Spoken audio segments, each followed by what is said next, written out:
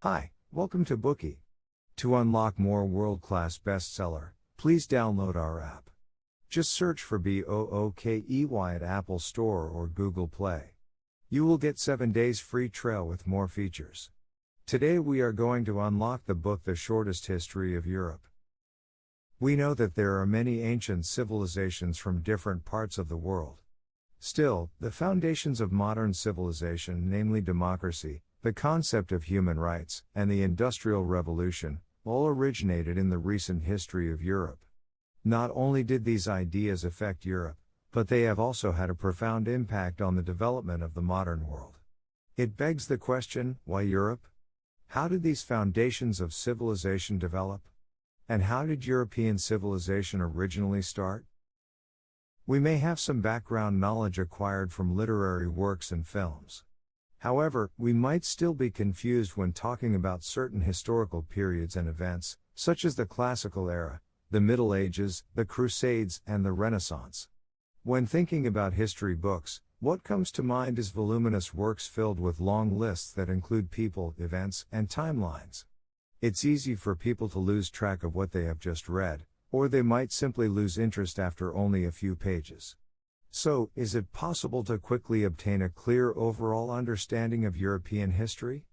The book The Shortest History of Europe provides us with an opportunity to do this. The author of this book, John Hirst, was a professor of history at La Trobe University in Melbourne, Australia. He was also a member of the Australian Prime Minister's Republic Advisory Committee and a council member of the National Museum of Australia. The content of this book was put together from Hirst's many lectures designed for Australian college students. It organizes about 3,000 years of European history from ancient Greece to 1800 AD. Through the perspectives of wars, politics, and religion, this book lays out the history of European civilization like a map.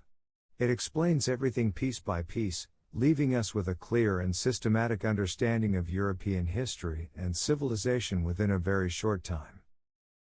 To make it easier to understand, Hirst divided European history into 3 major periods. He first explored the Classical Era, which is the period before the fall of the Western Roman Empire in 476.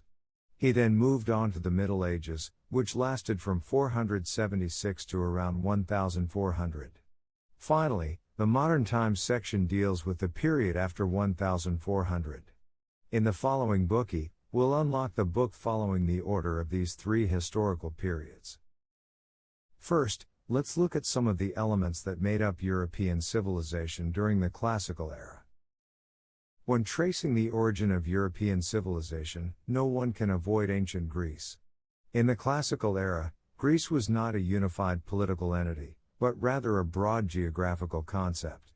Different Greek city-states had different political systems, but people could travel among those city-states freely.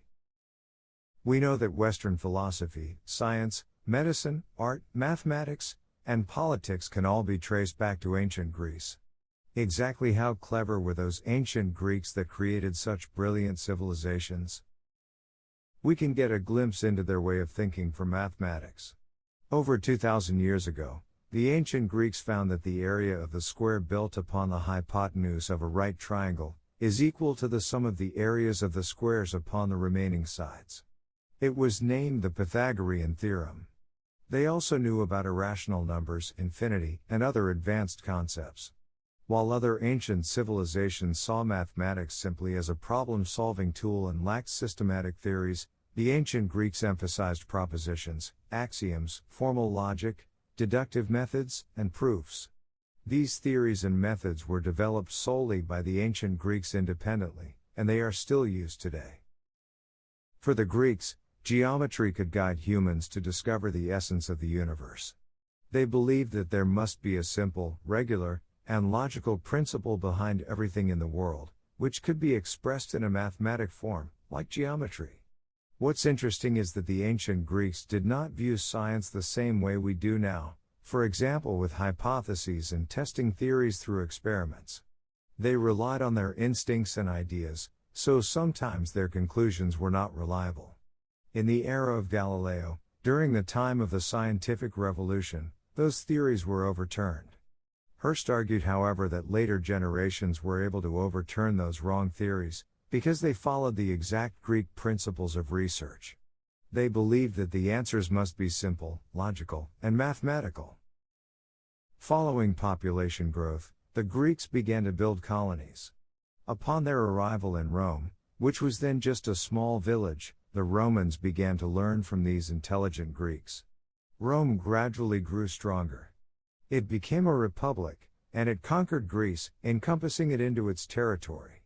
The Romans were better than the Greeks at fighting, ruling, and engineering. However, in some respects, they willingly submitted to Greek culture and even made Greek the second official language. Just as some parents today send their children to study abroad in top universities, ancient Roman elites would send their children to study in Athens. There was one important area where Rome was superior: the law. In the beginning, Rome practiced customary law. This means there was no written form of the law, and only the patricians had the power to interpret it. But around 450 BC, the commoners struggled for their rights and forced the Senate to issue the Law of the 12 Tables, which limited the patricians' power to interpret the law at will. The Law of the 12 Tables was the first written law in ancient Rome. From then on, until the completion of the Corpus Juris Civilis in the 6th century, all laws issued in Rome during this period were collectively referred to as Roman law. The jury system and the lawyer system all originated from these Roman laws. Roman law was rich in content and systematically well established. It would eventually be emulated by the legislation of future European states. The Romans inherited Greek civilization and helped it progress by establishing written Roman law. Thus, the first element of European civilization was formed: Greek and Roman learning. When asked what other crucial elements European civilization has, many would naturally think of Christianity. Christianity did not originate in Europe. It was born out of Judaism and originated in the Roman province of Judea in Western Asia. In the beginning, the Greeks and Romans believed in many gods. In their mythology, different gods are in charge of different areas. For example, in Greek mythology, Aphrodite is the goddess of love and beauty, and Athena is the goddess of wisdom. Their counterparts in Roman mythology are Venus and Minerva. Just like human beings, these gods and goddesses have feelings, desires, shortcomings, and sometimes they even do immoral things. Zeus, king of the gods, for example, is a womanizer. He has 7 wives and many affairs. Sometimes he even transforms into animals to seduce or abduct those he has a crush on. In one instance, he transformed into a bull and abducted the Phoenician princess Europa. The word Europe is derived from her name. Unlike the Greeks and Romans, Jewish people believed that there was only one true God in the universe. The Jewish God is omniscient, omnipotent, perfect, and always right. They firmly believed that Jewish people were the chosen people, and they must follow many complex and strict moral commandments if they wanted to be saved by God. For this reason, in Judaism, morality and religion are closely related. We know that Christianity is based on the teaching of Jesus, who was both a Jew and a preacher. When preaching, Jesus often criticized the strict moral code of Judaism, and taught that salvation belonged to all mankind, including non-Jewish people, or the Gentiles. This teaching transcended racial boundaries and ethnic restrictions, and as a result it spread rapidly. For this reason, the Jewish rulers were suspicious of Jesus, and they cooperated with the Romans to convict him. During that period, the Roman regime heavily persecuted Christians. Some films and television shows have depicted these events. The Roman rulers repeatedly banned Christianity. They tortured and executed Christians who refused to renounce their faith. They also deliberately created disastrous incidences and blamed Christians for them, so as to arouse people's opposition against Christians. The Romans were usually quite tolerant. In the past, they were fine with people celebrating different religions. Why were they so hostile against Christianity alone? It turns out that the Romans believed that their emperor was like a god. They believed that in addition to the other gods, one should perform a sacrifice to the emperor as well.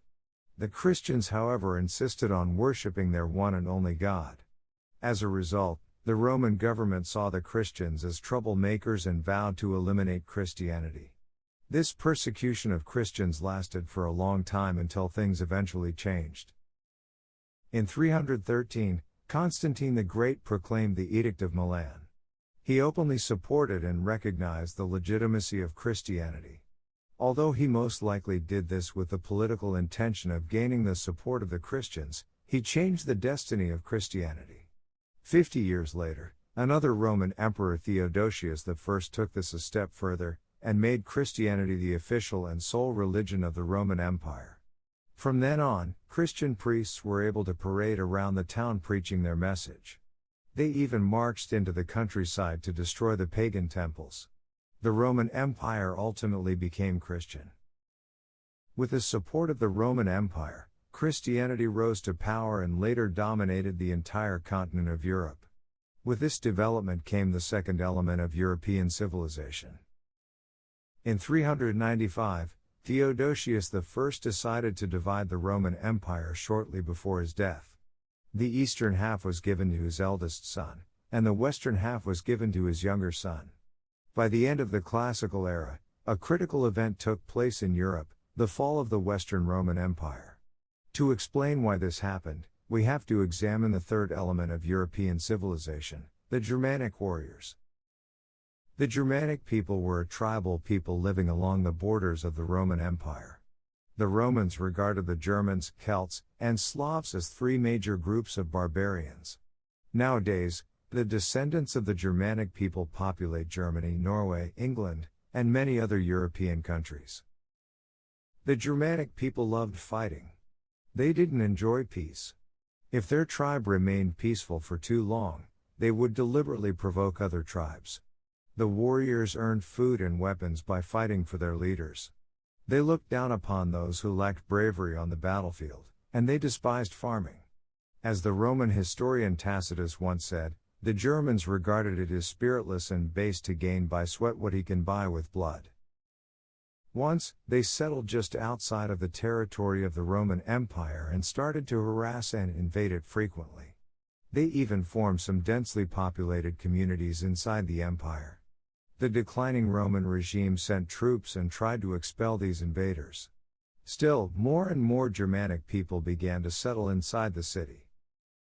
When the Germanic people invaded Rome at first, they only wanted the land. They wanted to settle down in a fertile area and enjoy the good things in life. They had no intention of seizing power for themselves, and they were fine with having a Roman as their emperor. However, as more of them arrived, the Roman Empire did not have much land left to rule. Finally, in 476, the Germanic leader known as Odoacer dethroned the emperor of the Western Roman Empire, thus marking the end of an era. Interestingly, Odoacer did not claim to be the emperor, but the king of Italy instead. He even sent the crown and purple robe that had belonged to the emperor of the West to the capital city of the Eastern Roman Empire, thus acknowledging the legitimacy of the remaining emperor. That brings us to the end of the first part. Let's now summarize what we have learned. In the Classical era, the Romans took over Greece and inherited Greek civilization. They helped it progress by adding written Roman law. A fusion of Greek and Roman learning was formed. Shortly after this, Christianity was born out of Jesus' teaching in Roman colonized province of Judea, and eventually became the official religion of the Roman Empire. Theodosius I divided the Roman Empire into two parts, and the Germanic warriors repeatedly invaded and occupied its western territories. They overturned the Western Roman Empire in 476. With the fall of the Western Roman Empire, Europe entered the lengthy Middle Ages. Today we are just sharing limited Bookie. To unlock more key insights of world-class bestseller, please download our app. Just search for BOOKEY at Apple Store or Google Play. You will get 7 days free trial with more features.